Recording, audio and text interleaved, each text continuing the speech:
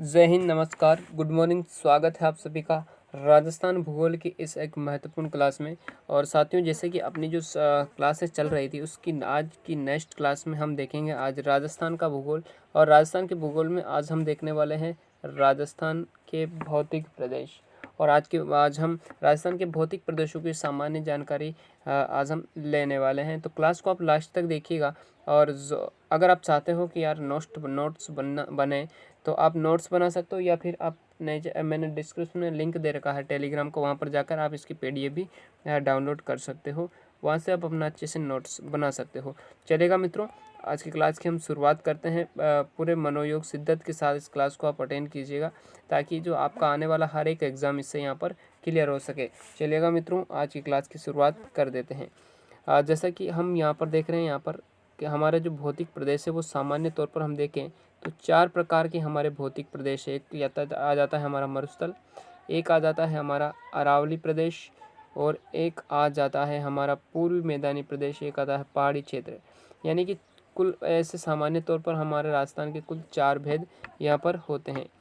राज्य के ज़िलों की अगर हम बात करें, अब हम बात करते हैं भौतिक प्रदेशों का जो वर्गीकरण किया गया है वो किन किन विद्वानों के द्वारा किया गया है, ये भी हम छोटी छोटी बातें ध्यान देना है। राजस्थान के भौतिक प्रदेशों का जो सर्वप्रथम वर्गीकरण किया गया है मेरे दोस्तों, वो किया गया था भाई वीसी मिश्रा के द्वारा। वीसी मिश्रा ने 1968 में 1968 में सर्वप्रथम राजस्थान के जो भौतिक प्रदेश थे उनका क्या किया भाई, वर्गीकरण किया गया था। इनकी एक पुस्तक थी राजस्थान भूगोल, राजस्थान का भूगोल। ये पुस्तक भी आपको ध्यान रखना है, और ये बात ध्यान रखना है, सर्वप्रथम भौतिक प्रदेशों का जो विस्तरण जो वर्गीकरण किया है वो वीसी मिश्रा के द्वारा किया गया था।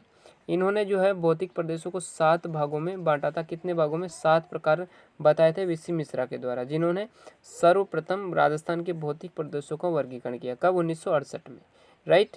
उसके बाद देखते हैं यहाँ पर धरातलीय आकृतियाँ हम देखेंगे के आधार पर वर्गीकरण। इन्होंने जो वर्गीकरण किया था वो धरातलीय आकृतियों के आधार पर वर्गीकरण किया था। एक तो है मैदान, इन्होंने बताया था समुद्र तल, पठार, पहाड़ी, पर्वत, इस प्रकार से इन्होंने बताया था। देखिएगा, यहाँ पर आपको समझने की बात यह है कि मैदान जो होते हैं और वो समुद्र, देखिए पठार जो होते हैं वो समुद्र तल से 1600 मीटर की ऊंचाई पर होते हैं, 600 मीटर की ऊंचाई पर। ओके, पहाड़ जो होते हैं वो 1800 भी होते हैं, और पर्वत जो होते हैं वो 1800 से अधिक की ऊंचाई वाले हो जाते हैं। ठीक है साथियों, अब हम देखेंगे, अगला देखते हैं हम रामलोचन महोदय। रामलोचन महोदय की बात अगर हम यहाँ पर करें तो रामलोचन महोदय ने कब इनका वर्गीकरण किया? 1971 के अंदर। इन्होंने 2 भागों में बांटा, राजस्थान और राजस्थान पठारी क्षेत्र। एक तो बांटा राजस्थान, दूसरा बांटा राजस्थान पठारी क्षेत्र, और 4 उप प्रदेशों में बांटा। और इन 4 उप प्रदेशों को भी 12 लघु भागों उप प्रदेशों में बांटा। इस कुल मिलाकर इन्होंने तीन बार राजस्थान के भौतिक प्रदेशों को विभाजित किया। कैसे किया भाई? सर्वप्रथम तो मोटे तौर पर इन्होंने 2 भाग बता दिए। पहला भाग क्या बताया? एक तो राजस्थान और राजस्थान के पठारी क्षेत्र बता दिए। अब इनके 4 भाग कर दिए, 4 उप प्रदेशों में इनको विभक्त कर दिया, और इन 4 उप प्रदेशों को भी 12 लघु प्रदेशों में उप विभागों में इन्होंने बांट दिया। किन्होंने? रामलोचन महोदय के द्वारा। कब? 1971 के अंदर। सब ये आपको ध्यान रखना है। नेक्स्ट हम देखते हैं वर्तमान का जो हमारा जो चल रहा है, वर्तमान का जो हम ज्योग्राफी पढ़ते हैं वो हमारा चल रहा है। वर्तमान जो वर्गीकरण है वो है तिवारी व सक्सेना का। तिवारी व सक्सेना का कब? 1994 में इन्होंने वर्गीकरण किया था।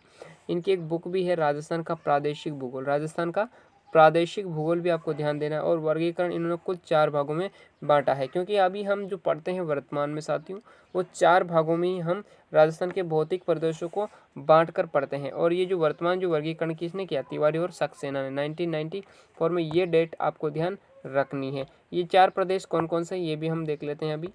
ओके, ये 4 प्रदेश कौन कौन से, जैसे मैंने आपको बताया था, पहला है पश्चिमी मरुस्थल है, उसके बाद अरावली पर्वतमाला है, उसके बाद पूर्वी मैदानी प्रदेश है, उसके बाद दक्षिणी पठारी भाग है, दक्षिण पूर्वी पठारी भाग। ये 4 भागों में किन्होंने बांटा? तिवारी व सक्सेना ने। कब? 1994 में। और बुक इसकी ध्यान रखना है राजस्थान का प्रादेशिक भूगोल, ये भी आपको ध्यान रखना है। नेक्स्ट हम देख लेते हैं यहाँ पर। अब हम देखें भौतिक प्रदेशों का जो निर्माण का क्रम है वो कैसे कैसे इन भौतिक प्रदेशों का निर्माण हुआ, कौन सा भौतिक प्रदेश सबसे प्राचीन है और कौन सा सबसे नवीन है। आज हम इसकी थोड़ी सी डिटेल मैं आपको बताने वाला हूँ।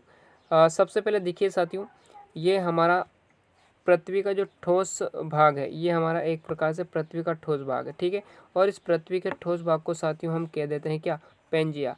पेंजिया हम इसको कह देते हैं। और ये जो आपको फैला हुआ दिख रहा है जल की तरह, इसको हम कहते हैं, ये जलीय एकीकृत भाग जो ये था पैंतालिसा। ये जो नाम दिया गया था वो वेगनर महोदय के द्वारा दिया गया था, वेगनर। और वेगनर महोदय, आपको ध्यान रखना है, इन्होंने पेंजिया और पैंतालिसा जैसे शब्दों का यूज किया था, ठीक है। अब क्या हुआ साथियों, धीरे धीरे करके इन पेंजिया, इसका जो है पृथ्वी का जो ठोस भाग होता है जिसको पेंजिया हम कहते हैं, ये दो भागों में बढ़ गया। क्या, कौन से भागों में, दो भागों में, धीरे धीरे ये दो भागों में बढ़ गया। एक भाग इसका बन गया गोंडवाना लैंड और एक बन गया इसका अंगारा लैंड। ये तो हो गया आपका, ये तो हो गया आपका अंगारा लैंड और नीचे वाला भाग हो गया आपका गोंडवाना लैंड। ये बीच का जो भाग है ये क्या होगा, जल जल जल से युक्त भाग है, ठीक है साथियों, जल से युक्त भाग। अब क्या हुआ, अलग कैसे हुआ, अलग हुआ साथियों, आपसे पूछ लिया जाए, संपीड़न बल के बल पर्वत आदि का निर्माण हुआ है, ठीक है। और यहाँ पर संपीड़न जैसे बल हुआ तो यहाँ पर क्या हुआ, पर्वतों का निर्माण हो गया, जैसे हिमालय पर्वत, यहाँ पर इनका निर्माण हो गया, किनका, हिमालय पर्वतों का। इसका जो विभाजन कार्बोनिफेरस काल में देखिएगा, इनका जो विभाजन हुआ ये भी आपको ध्यान रखना है साथियों। विभाजन हुआ कार्बोनिफेरस काल में, ठीक है। कारण क्या है, कारण है चंद्रमा का गुरुत्वाकर्षण बल। जैसे चंद्रमा का गुरुत्वाकर्षण बल बढ़ा तो इन दोनों को एक तो ऊपर ऊपर खींच गया और ये नीचे खींच गया, और बीच में क्या हो गया, जल जल भरा हुआ हो गया। और जब जल भरा हुआ यहाँ पर धीरे धीरे संपीड़न हुआ तो पर्वतों का निर्माण हो गया। ऊपर का आपको ध्यान रखना है, क्या था, ऊपर का था अंगारा लैंड, नीचे का था गोंडवाना लैंड। और यहाँ पर इस प्रकार से क्या बन गया, 33 सागर का यहाँ पर निर्माण हो गया, ठीक है साथियों। अब हम बात कर लेते हैं आगे की भूसंतति क्या है। भूसंतति क्या है, किसी धरातल भाग का समतल मैदान के नीचे की ओर धंसना भूसंतति कहलाता है। जैसे ये कोई धरातल भाग है, ये एक धरातल भाग है। अब कुछ समय बाद ये धरातल भाग जो है, कुछ समय बाद क्या हो गया साथियों, नीचे धंस जाता है। इसको कहते हैं हम भूसंतति, इसको कहते हैं हम भूसंतति। ये भी आपको ध्यान रखना है, भूसंतति क्या है तो आपको इसको ध्यान रखना है। अब हम बात करते हैं भारत का हिस्सा इसमें क्या है। देखिएगा, पश्चिमी मरुस्थल जो है, जो पश्चिमी मरुस्थल है साथियों, ये थार के मरुस्थल का हिस्सा है। ये हमारा जो पश्चिमी मरुस्थल है, ये रहा हमारा पश्चिमी मरुस्थल। ये किसका हिस्सा है, थार के मरुस्थल का हिस्सा है। ये भी आपको ध्यान रखना है। जो पूर्वी मैदान है ये उत्तरी मैदान का भाग है। और जो अरावली पर्वतमाला है ये प्रायद्वीपीय पठार, भारत के प्रायद्वीपीय पठार का हिस्सा है। कौन, अरावली पर्वतमाला। और दक्षिण पूर्वी पठार जो है ये भी प्रायद्वीपीय पठार का हिस्सा है। यानी कि दो ऐसे हैं, अरावली पर्वतमाला और दक्षिण पूर्वी पठार। ये अरावली जो है ये प्रायद्वीपीय पठार का हिस्सा माने जाते हैं। और जो पूर्वी मैदान है ये उत्तरी मैदान का भाग है। और जो पश्चिमी मरुस्थल हमारा है वो थार के मरुस्थल का हिस्सा माना जाता है, ठीक है साथियों। ये देखिएगा, ये हमारा प्रायद्वीपीय पठार फैला हुआ है, यहाँ से लेकर ये यहाँ तक प्रायद्वीपीय पठार फैला हुआ है। क्या फैला हुआ, प्रायद्वीपीय पठार। तो ये भी आपको ध्यान, इधर से आ जाता है हमारा दक्षिण, ये प्रायद्वीपीय पठार यहाँ से यहाँ तक। इधर हमारा दक्षिण पूर्वी पठार ही आ जाता है, इसलिए पूर्वी प्रायद्वीपीय पठार का भाग माना जाता है। और इधर अरावली पर्वतमाला भी हमारी प्रायद्वीपीय पठार का भाग माना जाता है।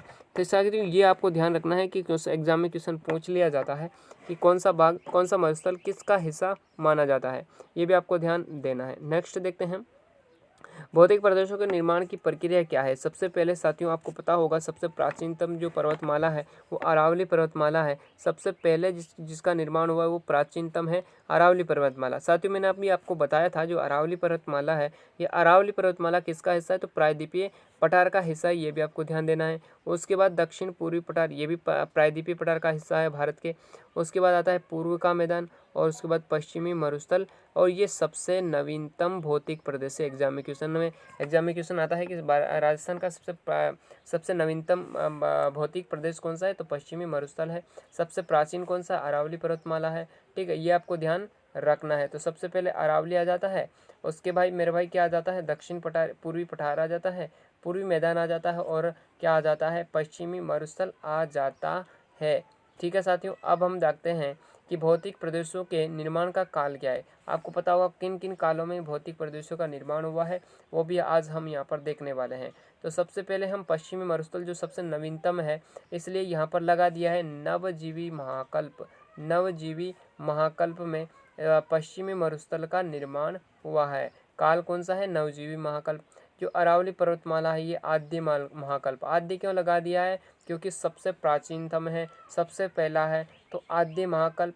नवजीवी महाकल्प कौन सा है, पश्चिमी मरुस्थल है। उसके बाद हम देखते हैं यहाँ पर कि जो नवजीवी महाकल्प है, जो अरावली पर्वत जो पूर्वी मैदानी भाग है, ये भी नवजीवी महाकल्प के काल में इसका निर्माण हुआ है। और मध्यजीवी महाकल्प में किसका निर्माण हुआ है, दक्षिण पूर्वी पठारी भाग का। बिल्कुल इनमें आपको बिल्कुल भी कंफ्यूज नहीं होना, बिल्कुल ऑथेंटिक है साथियों, क्योंकि बीए में भी मेरे जो है भूगोल और भूगोल में मैंने बुक्स ली थी, उस बुक के आधार पर और विभिन्न जो बुक्स है, ऑथेंटिक बुक्स है, उनमें से मैंने ये अच्छी तरह से मिलाकर आपके सामने लेकर आया हूँ, तो आपको बिल्कुल इसमें कंफ्यूज नहीं होना है। ठीक है साथियों, ये आपको समझ में आया होगा। सबसे पहले कौन से काल में इसका निर्माण हुआ, पश्चिमी मरुस्थल का जो सबसे नवजीवी, आद्य महाकल्प जो सबसे प्राचीन है अरावली पर्वतमाला, मध्य महाकल्प दक्षिण पूर्वी पठारी आ जाता है, और नवजीवी महाकल्प यानी कि कौन सा आ जाता है, पूर्वी मैदान आ जाता है। अब देखते हैं नेक्स्ट ये रहा आपके सामने, इसका थोड़ा सी और डिटेल मैंने बताने की आपको कोशिश की है।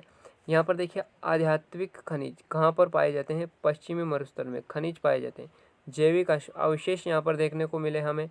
और इसका निर्माण कहाँ पर हुआ, नवजीवी महाकल्प, इसी को हम क्या कह देते हैं, प्लेस्टोसीन युग या नवजीवी महाकल्प इसको कह देते हो। तो आपसे पूछ लिया जाए कि धात्विक खनिज किस भौतिक प्रदेश में पाए जाते हैं, या जैविक अवशेष कहाँ पर मिले, तो पश्चिमी मरुस्थल में आपको बता देना है। अरावली की बात करें साथियों, तो अरावली की अगर हम बात करें तो अरावली में आ जाता है क्या, अरावली में आ जाता है मेरे भाई, यहाँ पर इसका जो निर्माण हुआ वो प्री कैम्ब्रियन, प्री यानी कि पूर्व, पहले आद्य महाकल्प, इसका निर्माण हुआ है नाइट। उसके बाद क्या देखते हैं, यहाँ पर आग्नेय चट्टानें पाई जाती, क्या पाई जाती है, आग्नेय चट्टानों में धात्विक खनिज और ग्रेनाइट यहाँ पर पाए जाते हैं, ये भी आपको ध्यान रखना है। उसके बाद देखते हैं हम पूर्वी मैदानी प्रदेश में इसका निर्माण नवजीवी महाकल्प, प्लेस्टोसीन युग, जैसे मरुस्थल, पश्चिमी मरुस्थल में इसका काल में जिसका निर्माण हुआ, उसी काल में इसी का भी निर्माण हुआ। यहाँ पर पूर्वी मैदानी प्रदेश चट्टानों का अभाव पाया जाता है, खनिजों का भी यहाँ पर क्या है, अभाव है, खनिजों का भी यहाँ पर क्या है, अभाव है, ये भी आपको थोड़ा सा ध्यान रखना है। यहाँ पर खनिजों का क्या है, अभाव है, ठीक है साथियों।